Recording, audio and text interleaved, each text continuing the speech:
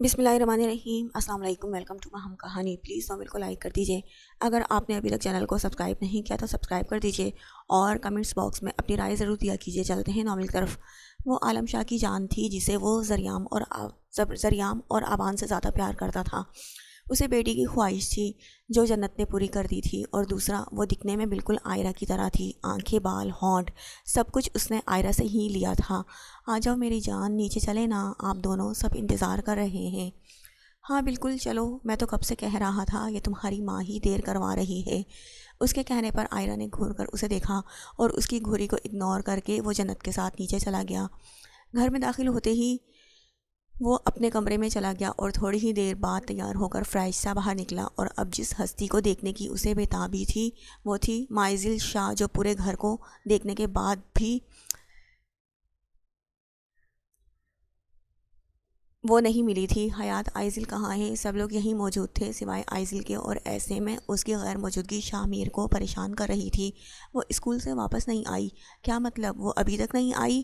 Driver گیا تو تھا اسے لینے کے لیے۔ شاہ میر، اس نے کہا تھا وہ نور کے ساتھ آئے گی، ہو سکتا ہے اسی لیے دیر ہو گئی ہو۔ لیکن نور اور اسیرم بھائی تو صبح ہی جا چکے ہیں، آج ان کی فلائٹ تھی نا، تو پھر آئزل وہاں کیا کر رہی ہے؟ اسے تو آ جانا چاہیے تھا۔ اس کے لہجے میں پریشانی در آئی۔ اس فن وہی ہے، میں اس سے فون کر کے پوچھتا ہوں، یقیناً آئزل اس کے ساتھ ہوگی۔ اس نے اپنی جیب سے موبائل نکالا جب اس کی کال کرنے سے پہلے ہی اسفن یار کی کال آنے لگی۔ اس نے مسکراتے ہوئے کال پک کی اور اس کی بات سنتے ہی شاہ میر کی مسکراہٹ سمٹ گئی۔ ماموں، آئزل کا ایکسیڈنٹ ہو گیا ہے، اس نے بھیگے لہجے میں کہا، جبکہ اس کی بات سن کر شاہ میر کو تو جیسے سانس لینا ہی رک چکا تھا۔ کیا کہہ رہے ہو اسفن؟ کیا ہوا ہے میری بچی کو؟ اس نے چلا کر کہا، جسے سن کر آس پاس کھڑے افراد اس کی طرف دیکھنے لگے۔ میں اسے ڈرائیور کے ساتھ ہاسپٹل لے کر جا رہا ہوں، پر مجھے سمجھ نہیں آ رہا میں کیا کروں، پلیز آپ آ جائیں۔ اس سے ہاسپٹل کا نام پوچھتے ہی شاہ میر نے فون رکھا اور اپنے ساتھ کھڑی حیات کو دیکھا، جو فکر مندی سے اسے ہی دیکھ رہی تھی۔ کیا ہوا ہے؟ آئزل کہاں ہے؟ اس کا ایکسیڈنٹ ہو گیا ہے۔ اسے جواب دے کر وہ تیز تیز قدم اٹھاتا باہر کی طرف چلا گیا، جبکہ اس کی بات سن کر باقی افراد بھی جلدی سے باہر کی طرف بھاگے۔ ہاسپٹل میں داخل ہوتے ہی اسے اسفن باہر ہی مل گیا تھا، جو رو رہا تھا۔ ایسا واقعی اس کے ساتھ پہلی بار پیش آیا تھا۔ اس کا دل گھبرا رہا تھا۔ شکر تھا کہ ڈرائیور وہاں پر موجود تھا، اسی لیے سب کچھ اس نے ہی مینیج کیا تھا۔ ڈرائیور سے پوچھ کر وہ اس کی طرف چلا گیا جہاں آئزل اس وقت موجود تھی۔ اسفن یار کی حالت دیکھ کر اسے دکھ ہو رہا تھا، لیکن اس وقت اسفن یار سے زیادہ اہم اس کے لیے اپنی بیٹی تھی۔ اس نے بھیگی آنکھوں سے شاہ میر کی پشت کو دیکھا۔ جب اسے اپنے کندھے پر کسی کا لمس محسوس ہوا، اس نے مڑ کر دیکھا اور وہاں کھڑے زریام کو دیکھ کر روتے ہوئے اس کے گلے لگ گیا۔ اسفن چپ ہو جاؤ، انشاءاللہ سب ٹھیک ہوگا، آئزل بالکل ٹھیک ہو جائے گی۔ اس کی کمر تھپتھپاتے ہوئے اس نے تسلی دی۔ اگر نور اور اسیرم یہاں ہوتے تو وہ اتنا گھبرایا ہوا نہیں ہوتا، لیکن یہ سب کچھ اس نے اکیلے سہا تھا، اسی لیے وہ کچھ زیادہ ہی گھبرا رہا تھا۔ اسے لے کر باقی سب بھی اسی طرف چلے گئے جہاں شاہ میر گیا تھا۔ شاہ میر، کیا ہو گیا ہے؟ فکر مت کرو، کچھ نہیں ہوگا اسے۔ اسیم نے اسے کندھے پر ہاتھ رکھ کر تسلی دی، جس پر اس نے بھیگی آنکھوں سے اپنے باپ کی طرف دیکھا۔ واپس آئی؟ میری آئزل تو بہت معصوم ہے، اس کے ساتھ یہ سب کیوں ہوا؟ بالکل ہماری آئزل معصوم ہے، اس کے ساتھ کچھ برا نہیں کیا تو اس کے ساتھ بھی ہم نے کسی کے ساتھ کچھ برا نہیں کیا تو اس کے ساتھ بھی کچھ برا نہیں ہوگا، دیکھنا تم، انشاءاللہ سب ٹھیک ہو جائے گا۔ اس کی بات سن کر شاہ میر نے لب بھینچ کر اپنا سر ہلایا۔ جب ڈاکٹر روم سے باہر نکلے، انہیں دیکھتے ہی سب بے چینی سے اپنی جگہ سے اٹھے۔ میری بیٹی کیسی ہے؟ وہ ٹھیک تو ہے نا؟ مسٹر شاہ، ہم کچھ نہیں کہہ سکتے، یہ چوٹیں ان کے لیے بہت اہم، یہ 24 گھنٹے ان کے لیے بہت اہم ہیں، کچھ بھی ہو سکتا ہے، وہ کوما میں جا سکتی ہیں، ان کی میموری لاس ہو سکتی ہے، یا پھر ہو سکتا ہے وہ اسی حالت میں مر جائیں۔ خبردار جو ایک لفظ بھی کہا، کچھ نہیں ہوا ہے میری بیٹی کو، ٹھیک کرو اسے۔ اس نے چلاتے ہوئے ڈاکٹر کا کوٹ پکڑ کر اسے جھنجھوڑا، جس پر ساحر نے جلدی سے اسے کھینچ کر پیچھے کیا اور ڈاکٹر سے معذرت کی۔ شاہ میر کی کیفیت سمجھ کر ڈاکٹر نے اپنا سر ہلایا اور وہاں سے چلے گئے، جس پر وہ بے بسی سے ساحر کی طرف دیکھنے لگا۔ میری آئزل، شاہ میر کچھ نہیں ہوا ہے آئزل کو، ٹھیک ہے وہ، بہت جلد اسے ہوش آ جائے گا۔ اس نے شاہ میر کو اپنے ساتھ لگایا، جو اب گھٹ گھٹ کر بھیج کر اپنے آنسو کو قابو آنکھیں بھیج کر اپنے آنسو کو قابو کرنے کی کوشش کر رہا تھا۔ حیات کو کال کر کے کہو عائضل ٹھیک ہے، ورنہ وہ اسی طرح سے پریشان ہوتی رہے گی۔ جلدی میں صرف گھر کے بڑے ہی ہاسپٹل آئے تھے۔ یقیناً حویلی میں اس وقت سب بے چینی سے بیٹھے کسی کی کال کا بھی انتظار کر رہے ہوں گے جس میں وہ سب کو عائضل کی خیریت کی خبر دیں۔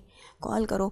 اس کے دوبارہ کہنے پر شامر نے اپنے آنسو صاف کر کے اپنا سر ہلایا اور اپنا موبائل نکالا جہاں حیات کی 12 مس کالز تھیں۔ جو بات اس نے سنی، یہ بات وہ حیات کو بتانے کا حوصلہ نہیں رکھتا تھا۔ بہتر تھا اس سے جھوٹ ہی بول دیا جاتا، ویسے بھی اس میں جھوٹ تھا ہی کیا۔ اسے یقین تھا اس کی بیٹی کو کچھ نہیں ہوگا اور وہ بہت جلد ہی ٹھیک ہو جائے گی۔ اس نے آہستہ سے کمرے کا دروازہ کھولا جس کی وجہ سے باہر سے آتی روشنی نے اندھیرے کمرے میں اجالا کر دیا۔ دروازہ بند کر کے اسیرم نے کمرے کی لائٹ آن کی اور نظر کمرے کے کونے میں بیٹھے اسفندیار پر گئی۔ عائضل کے ایکسیڈنٹ کی خبر ملتے ہی اسیرم اور نور ارجنٹ فلائٹ سے واپس آ چکے تھے، لیکن واپس آ کر جو چیز اسے یہاں دیکھنے کو ملی تھی وہ تھا بدلا ہوا اسفندیار، اور اسیرم اور نور کی اکلوتی اور لاڈلی اولاد تھا، پر زیادہ لاڈلا وہ اسیرم کا تھا، جبکہ اس کے برعکس نور ہمیشہ یہی کہتی تھی کہ اسفن کو اتنا لاڈ پیار نہ دیا جائے کہ وہ بگڑ جائے، لیکن اسیرم نے کبھی اس کی اس بات پر دھیان نہیں دیا تھا۔ اس کی آواز سن کر اسفندیار نے اپنی نیلی آنکھیں اٹھا کر اسے دیکھا۔ جب عائضل ہاسپٹل میں ایڈمٹ تھی تب وہ رو رہا تھا، لیکن جب سے اسے عائضل کے کوما میں جانے کی خبر ملی تھی، جب سے اپنے آپ کو ایک کمرے میں بند کر لیا تھا، اور یہ سب چیزیں اسیرم کو بہت کچھ سوچنے پر مجبور کر رہی تھیں۔ تم نے ابھی تک کسی کو بتایا نہیں کہ اس دن کیا ہوا تھا؟ اب تک کسی نے اس بارے میں نہیں پوچھا کیونکہ انہیں تمہاری حالت ٹھیک نہیں لگ رہی تھی، پر میں اب جاننا چاہتا ہوں، بتاؤ مجھے اس دن کیا ہوا تھا؟ اسے اٹھا کر اسیرم نے بیڈ پر بٹھایا اور خود اس کے برابر بیٹھ گیا۔ اس دن عائضل گھر آئی تھی نا، بتاؤ کیا ہوا تھا؟ اس دن تم نے سارے گارڈز اور سرونٹ کو بھی چھٹی دے دی تھی، کیوں؟ اس کے کہنے پر اسفندیار نے زور سے آنکھیں میچ لیں۔ اسفند بتاؤ مجھے اس دن کیا ہوا تھا؟ عائضل یہاں آئی تھی، وہ میرے ساتھ ہی تھی، پھر اس نے کہا کہ اسے گھر جانا ہے تو میں نے اس سے کہا کہ ڈرائیور باہر کھڑا ہے، اس کے ساتھ چلی جاؤ۔ وہ باہر چلی گئی تھی اور بس تب بھی اس کا ایکسیڈنٹ ہو گیا۔ اپنی نظریں جھکا کر ایک ہی سانس میں سب کچھ بتا دیا، جسے سنتے ہی اسیرم گہرا سانس لے کر رہ گیا۔ سمجھ ہی نہیں آیا وہ سچ کہہ رہا تھا یا پھر جھوٹ۔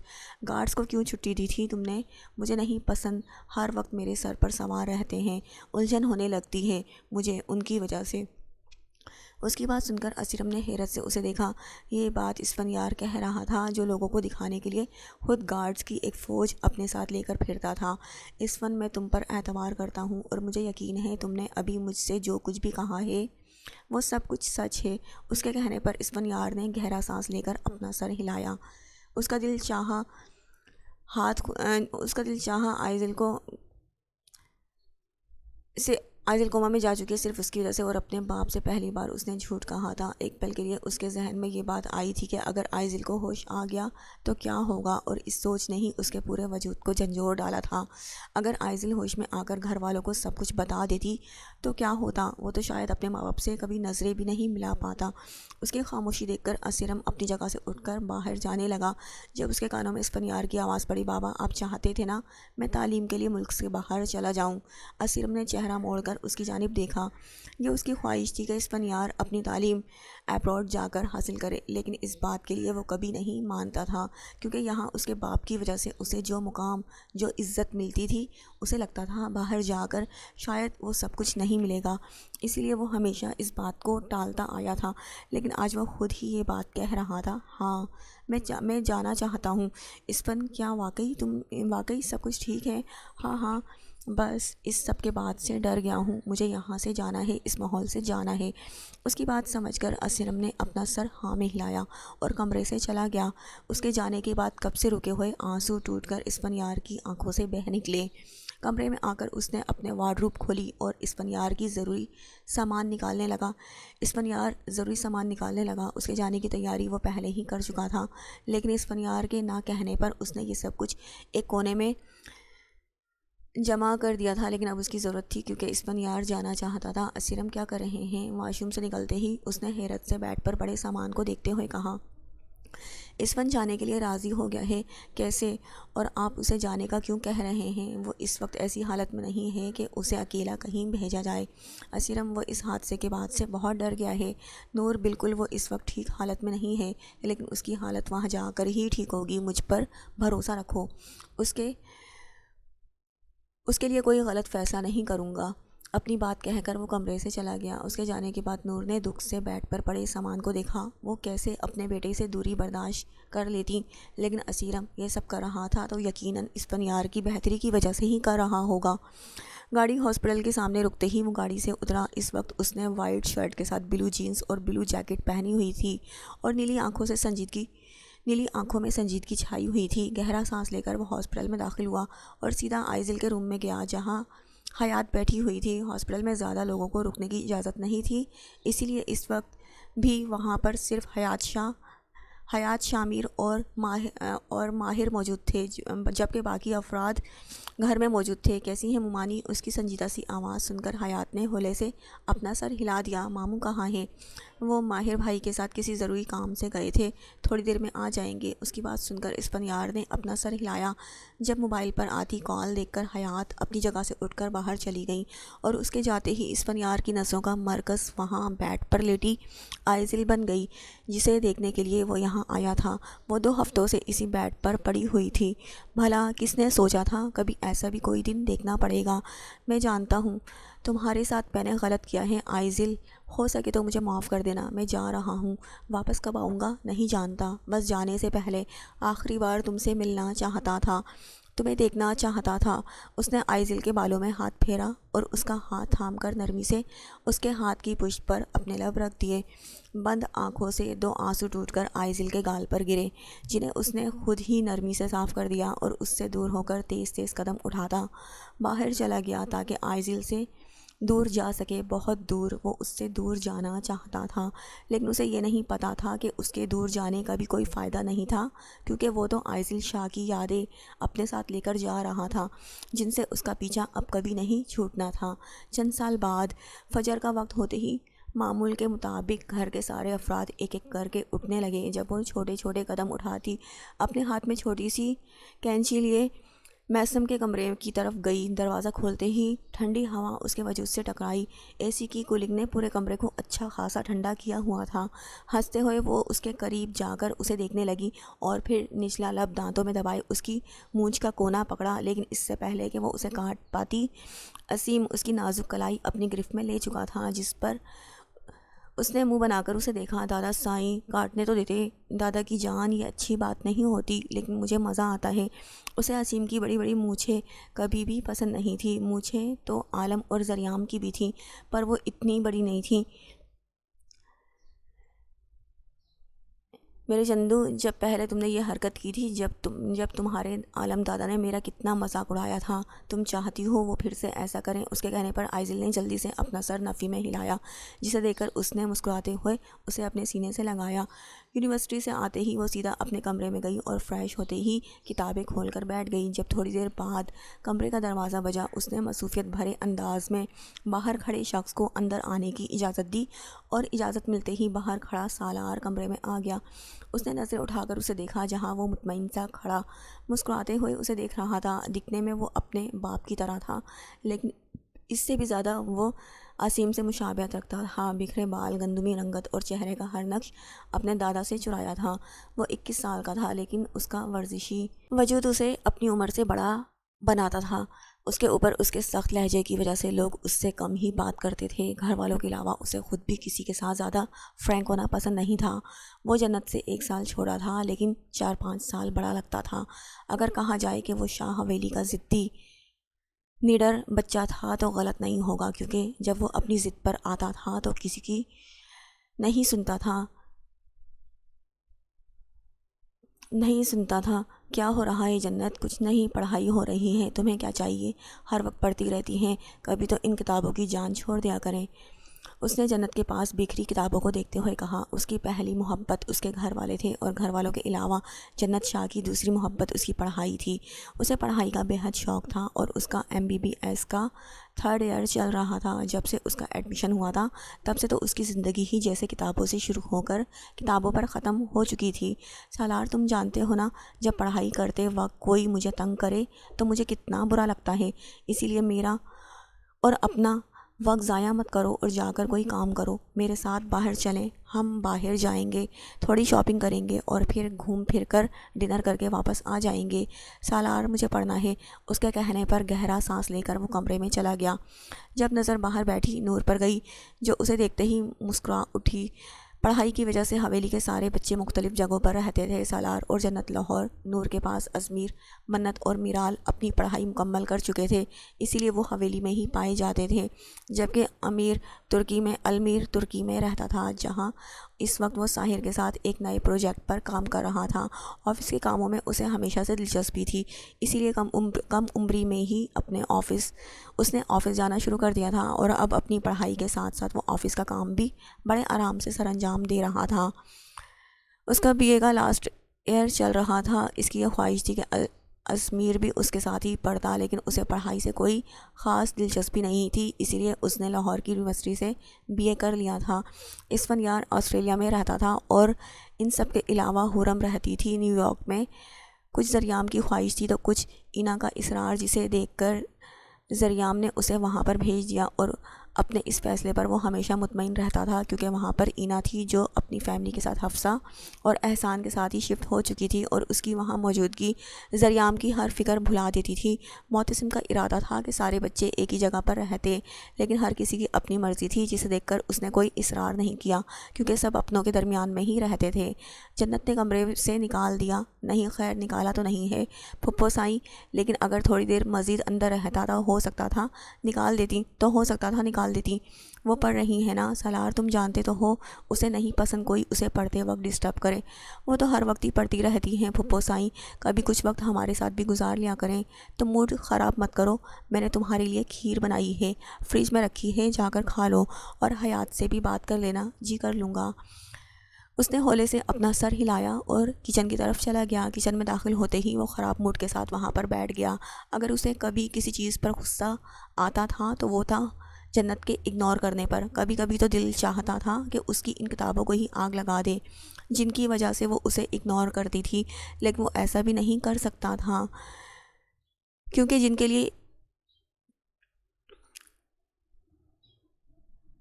اسے اپنوں کے لیے غصہ ضبط کرنا آتا تھا۔ ذہن میں خیال آتے ہی اس نے دراز میں چھری نکالی اور اگلے ہی لمحے اپنے ہاتھ میں چھری پھیر لی۔ خون تیزی سے بہنا شروع ہو گیا۔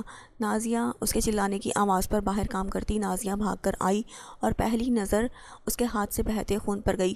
سالار صاحب، آپ کا تو خون بہہ رہا ہے، ہاں تو جاؤ جلدی سے جنت بی بی کے کمرے میں جنت بی بی کو بلا کر لاؤ۔ اس کے کہنے پر وہ اپنا سر ہلا کر بھاگتے ہوئے جنت کے کمرے میں گئی اور اس کے اندازے کے مطابق چند سیکنڈ بعد ہی جنت بھاگتی ہوئی وہاں پر آ گئی۔ یہ کیا ہو گیا؟ اس کا خون سے بھرا ہاتھ پکڑ کر وہ زخم دیکھنے لگی۔ نازیہ، میرے کمرے میں سائڈ ٹیبل کے دراز میں ایک باکس رکھا ہے، اسے لے کر آؤ۔ اس کی بات سن کر وہ اپنا سر ہلاتی ہوئی اس کے کمرے کی طرف بھاگ گئی۔ تمہیں چوٹ کیسے لگی سالار؟ چھری سے۔ اس کی بات سن کر زخم دیکھتی جنت نے نظریں اٹھا کر اسے دیکھا، جو ہلکی سی مسکراہٹ چہرے پر سجائے اسے ہی دیکھنے میں مصروف تھا۔ جنت، کیا ہوا ہے؟ نور کی آواز پر وہ چونکی اور اس کے پیچھے ہی کچن میں داخل ہوتی نازیہ کے ہاتھ سے فرسٹ ایڈ باکس لے کر اس کا زخم صاف کرنے لگی۔ کچھ نہیں ہوا ہے پھپھو، بس چھری سے ہلکا سا کٹ لگ گیا تھا۔ اس کی فکر مندی دیکھ کر سالار نے انہیں مطمئن کرنا چاہا، لیکن تم چھری کا کر کیا رہے تھے؟ جنت کی سنجیدہ آواز پر وہ نور سے نظریں ہٹا کر اس کی طرف دیکھنے لگا۔ ہاتھ کاٹ رہا تھا، اس نے ہنستے ہوئے کہا، جس پر نور نے گھور کر اسے دیکھا۔ ان دونوں کو ہی اس کی یہ بات مذاق لگ رہی تھی۔ اچھا جنت، اب ڈسٹرب تو آپ ہو ہی چکی ہیں، تو پھر کیا خیال ہے باہر چلیں؟ بینڈیج ہوتے ہی وہ پھر سے اسی بات پر آ گیا۔ جنت چلی جاؤ، بیچارہ کب سے کہہ رہا ہے۔ اس کی بات سن کر جنت نے اپنا سر ہولے سے اقرار میں ہلایا، جسے دیکھ کر نور مسکراتے ہوئے وہاں سے چلی گئی۔ پر سالار، تم ایک ہاتھ سے ڈرائیونگ نہیں کر سکتے، میں ایک ہاتھ سے بھی بہت اچھی ڈرائیونگ کر سکتا ہوں، آپ موقع تو دیں۔ ایسا لگ رہا ہے تم نے باہر جانے کے لیے ہاتھ جان بوجھ کر کاٹا تھا، آپ کو کیا لگتا ہے آپ کے ساتھ ٹائم گزارنا میرے لیے اتنا اہم ہے جو اپنا خون بہا دوں گا؟ اس کی بات کا بنا کوئی جواب دیے اس نے گہرا سانس لیا اور اٹھ کر وہاں سے جانے لگی۔ ہاتھ صاف کر کے آ رہی ہوں، اوکے، میں انتظار کر رہا ہوں۔ اس کے چہرے پر موجود مسکراہٹ مزید گہری ہو گئی تھی۔ کمرے میں اس کی غیر موجودگی دیکھ کر وہ باہر چلی گئی، کیونکہ اسے پتہ تھا آئزل اگر اپنے کمرے میں نہیں تھی تو اس نے باہر لان میں موجود ہونا تھا، کیونکہ وہ آئزل کی فیوریٹ جگہ تھی۔ لان میں جاتے ہی اس کی نظر وہاں کھڑی آئزل پر پڑی، جو وہاں لگے جھولے میں اپنا ٹیڈی بٹھائے اسے جھولا جھلا رہی تھی۔ وہ 18 سال کی تھی، لیکن اپنی صحت اور قد کے باعث 15-16 سال کی لگتی تھی۔ اس کی پیشانی پر بکھرے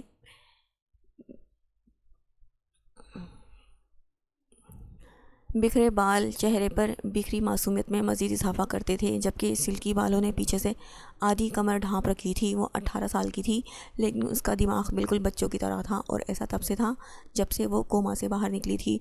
جب وہ ہوش میں آئی تھی تب وہ گزری سب باتیں بھول چکی تھی، اور اس کے علاوہ اس کی دماغی صلاحیت بھی کافی متاثر ہوئی تھی۔ اسے اس طرح دیکھ کر گھر میں سب کی آنکھیں ہی بھیگ جاتی تھیں، لیکن انہیں امید تھی کہ ایک دن ان کی آئزل بالکل ٹھیک ہو جائے گی۔ وہ حویلی میں سب کی لاڈلی تھی، لیکن شامر کی تو اس میں جان بستی تھی۔ نہ اس نے خود آج تک آئزل سے تیز آواز میں بات کی تھی، اور نہ ہی کسی کو کرنے دی تھی۔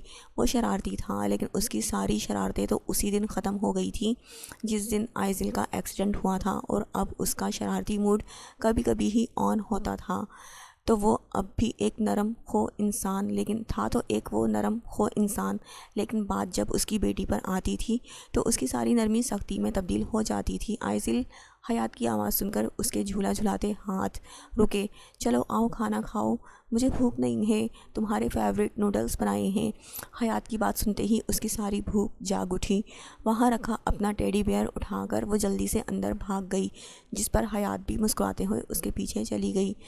تھوڑی بہت شاپنگ کرنے کے بعد جنت نے اپنی کچھ بکس خریدی، اور اس کے بعد سالار اسے لے کر ریسٹورنٹ میں چلا گیا، جہاں پر اس نے جنت کا فیوریٹ کھانا آرڈر کیا تھا، لیکن وہ بھی اس نے بے دلی سے ہی کھایا، کیونکہ اپنا اتنا اہم کام وہ سالار کی وجہ سے چھوڑ آئی تھی، اور جب تک گھر جا کر اس نے اپنا کام مکمل نہیں کرنا تھا موڈ اسی طرح سے بگڑا رہتا، کیونکہ اس کے نزدیک اس کی پڑھائی ہمیشہ اس کی پہلی ترجیح رہی تھی۔ آئس کریم کھانے چلیں؟ ریسٹورنٹ سے باہر نکلتے ہی اس نے کہا، جس پر جنت نے گھور کر اسے دیکھا۔ سالار، اب بس مجھے گھر جانا ہے، تم نہیں لے کر گئے تو میں خود چلی جاؤں گی۔ اچھا نا، گھر چلتے ہیں، ناراض کیوں ہو رہی ہو؟ والیٹ جیب میں رکھتے اس نے ہاتھ اٹھائے، پیشانی پر بل ڈالے وہ اپنی پاکٹس چیک کرنے لگا، جن میں صرف گاڑی کی چابی تھی۔ میں موبائل شاید اندر ہی بھول گیا، گاڑی کے پاس جائیں، میں 2 منٹ میں آیا۔ وہ جلدی سے واپس اندر کی طرف چلا گیا، جس پر وہ اپنا سر نفی میں ہلاتی وہ گاڑی کی طرف چلی گئی، جہاں پر دوسری گاڑی کے ساتھ 3 لڑکے کھڑے تھے، جو اس کے وہاں آتے ہی اسے دیکھنے لگے۔ چہرہ موڑ کر وہ گاڑی سے ٹیک لگائے کھڑی ہو گئی جب اسے ان لڑکوں کی ہنسی کی آواز سنائی دی۔ ایسا لگ رہا تھا جیسے وہ اس پر کوئی تبصرے کر رہے تھے۔ جانے من اس نے کوئی رسپانس نہیں دیا۔ ایسے لڑکوں کو وہ ہمیشہ اگنور کرتی تھی، البتہ یہ دعا ضرور کی تھی کہ سالار کچھ ایسا نہ سن لے، ورنہ پھر اس کا دماغ خراب ہو جانا تھا۔ چلے، اس کے قریب آتے ہی سالار نے مسکراتے ہوئے کہا، جب نظر دور گاڑی کے قریب کھڑے لڑکوں پر گئی جو جنت کو دیکھ رہے تھے اور کس طرح سے دیکھ رہے تھے، یہ بات بھی وہ بخوبی سمجھتا تھا۔ ماتھے پر بل ڈالے وہ ان کی جانب بڑھنے لگا، جب جنت نے اس کا مضبوط بازو تھام لیا۔ سالار، چپ چاپ گاڑی میں بیٹھو اور گھر چلو۔ اس کی گرفت سے اپنا بازو چھڑوا کر وہ ان کی جانب بڑھا۔ کیا مسئلہ ہے؟ کیا مطلب؟ تم انہیں کیوں دیکھ رہے تھے؟ اس کے کہنے پر وہ تینوں ایک دوسرے کی طرف دیکھنے لگے، جب ان میں سے ایک نے ہنستے ہوئے کہا، اچھی لگی ہمیں، اسی لیے دیکھ رہے تھے۔ اس کی بات سن کر جنت نے اپنی آنکھیں بند کر لی، جانتی تھی اب یقیناً سالار کا دماغ گھوم جائے گا، اور ایسا ہی ہوا۔ جب اسے غصہ آتا تھا تب وہ سب کچھ بھول جاتا تھا۔ اس وقت بھی وہ اکیلا ان تینوں پر بھاری تھا۔ ان کی لڑائی دیکھ کر وہاں دور کھڑے لوگ انہیں دیکھنے لگے، جبکہ اس تماشے سے تنگ آ کر وہ جلدی سے اس کے قریب گئی، جو ابھی تک انہیں مارنے میں مصروف تھا۔ اس کا ہاتھ تو پہلے ہی زخمی تھا، اوپر سے اس کی وجہ سے اس کا زخمی ہاتھ مزید زخمی ہو چکا تھا۔ سالار، چھوڑو انہیں، اب بس کرو۔ اس نے انہیں پیچھے کرنا چاہا۔ جو ہر چیز بھلائے انہیں مارنے میں مصروف تھا، جبکہ اسے اس ماحول سے الجھن آ رہی تھی۔ سالار چھوڑو، اس نے دانت پیستے ہوئے کہا، لیکن اسے دور نہ ہٹتے دیکھ غصے میں زوردار تھپڑ اس کے گال پر رسید کیا، جس پر اس نے گہرا سانس لے کر اپنی آنکھیں بند کر لیں۔ جنت کا تھپڑ کھا کر اسے کوئی افسوس نہیں ہوا تھا، ویسے بھی یہ کوئی پہلی بار تو نہیں تھا جب جنت نے اس پر ہاتھ اٹھایا ہو۔ اپنی الٹی سیدھی حرکتوں کی وجہ سے وہ پہلے بھی جنت کے ہاتھ سے تھپڑ کھا چکا تھا، لیکن اسے کوئی شکوہ نہیں تھا، بلکہ اسے خوشی ملتی تھی، کیونکہ اسے وہ پل بہت خوبصورت لگتے تھے جب جنت اسے چھوتی تھی، اب چاہے وہ کسی بھی طرح ہو۔ چلو یہاں سے، بند کرو یہ تماشا، اس نے ہلکی آواز مگر سخت لہجے میں کہا، جس پر اس نے ہلکے سے اپنا سر ہلایا اور اسے گاڑی میں بیٹھنے کا اشارہ کیا، اور اس کے بیٹھتے ہی زور سے زمین پر پڑے ان تینوں لڑکوں کو مار کر خود بھی جا کر گاڑی میں بیٹھ گیا۔ نور اور اسلم اس وقت اپنے کمرے میں تھے، جس پر اس نے شکر بھرا سانس لیا، اور اس وقت وہ کسی سے بھی بات نہیں کرنا چاہتی تھی۔ جنت تیز تیز قدم اٹھاتی وہ اپنے کمرے کی طرف جانے لگی جب اسے پیچھے سے سالار کی آواز سنائی دی، جسے اگنور کر کے وہ سیدھا اپنے کمرے میں چلی گئی۔ پرس ٹیبل پر رکھ کر وہ اسٹڈی ٹیبل پر رکھا اپنا سامان اٹھا کر بیڈ پر لے آئی۔ ارادہ تھوڑی دیر پڑھنے کا تھا، لیکن سالار کی حرکت یاد کر کے پڑھا ہی کہاں جا رہا تھا۔ اس نے ذہن کو جھٹک کر پڑھنے کی کوشش کی جب بجتے موبائل نے اسے اپنی جانب متوجہ کیا۔ اس نے سائڈ ٹیبل پر رکھا موبائل اٹھا کر دیکھا جہاں آئرہ کی کال آ رہی تھی۔ گہرا سانس لے کر اس نے کال پک کر لی۔ السلام علیکم اماں سائیں، کیسی ہیں؟ میں بالکل ٹھیک ہوں، تم بتاؤ کھانا کھا لیا؟ کھایا تھا، بابا سائی کہاں ہیں؟ کچھ مہمان آئے تھے تو بس انہی کے پاس بیٹھے ہیں۔ تم کیا کر رہی تھی؟ پڑھ رہی تھی۔ راتوں کو جاگ جا کر مت پڑھا کرو جنت۔ جی آپ فکر مت کریں، میں تھوڑی دیر میں سو جاؤں گی۔ اس نے چہرے پر اڑتی لٹ کو پیچھے کیا اور آئرہ سے تھوڑی دیر مزید بات کر کے فون رکھ دیا۔ بار بار آتا سالار کا خیال اسے بے چین کر رہا تھا۔ جانتی تھی اس لڑکے کو اپنی بالکل پرواہ نہیں تھی، اور اب تک اپنی پٹی تبدیل نہیں کی ہوگی۔ اپنے معاملے میں وہ ہمیشہ سے ہی لاپرواہ تھا۔ دروازہ نوک کر کے وہ کمرے میں داخل ہوئی اور اسے دیکھتے ہی سالار کے لبوں پر مسکراہٹ بکھر گئی۔ خیریت جنت؟ اس کی بات کا بنا کوئی جواب دیے وہ بیڈ پر آ کر بیٹھ گئی۔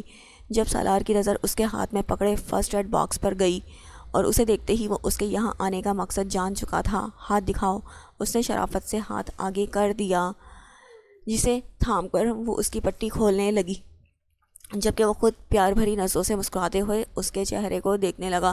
وہ ایک سمجھدار لڑکی تھی، یہ بات وہ آسانی سے جان سکتی تھی کہ سالار اسے کن نظروں سے دیکھتا ہے، لیکن وہ خود جانتا تھا کہ جنت کبھی بھی اس متعلق نہیں سوچے گی، کیونکہ اس کے مطابق ان دونوں کا رشتہ مختلف تھا۔ جنت کو تو ایسا ہی لگتا تھا۔ سوری، کس لیے؟ میں نے تم پر ہاتھ اٹھایا تھا، آپ کو تو میں اپنا خون بھی معاف کر سکتا ہوں، یہاں تو بات صرف ایک تھپڑ کی تھی۔ اس نے نظر اٹھا کر سالار کو دیکھا۔ سالار، مجھ سے ایسی باتیں مت کیا کرو۔ تو کیسی باتیں کیا کروں؟ کوئی بھی بات کر لو، بس یہ فضول باتیں مت کیا کرو۔ سامان باکس میں ڈال کر اس نے باکس اٹھایا اور وہاں سے جانے لگی۔ تھینک یو میرا خیال رکھنے کے لیے۔